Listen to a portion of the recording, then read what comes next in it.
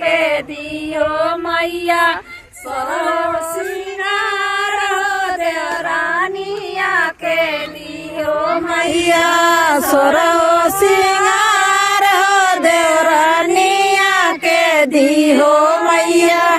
आइल बाटी बड़े दूर से आइल बाटी दरबार हो चरवा खोल के मांगत बाटी वेद प्रसाद हो चरवा खोल के मांगत बाटी वेद प्रसाद या चरवा खोल के मांगत बाटी।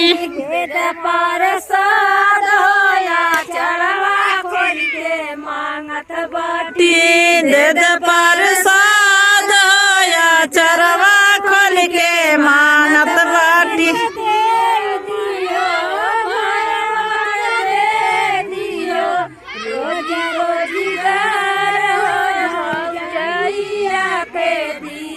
मैया सोरो सिंगार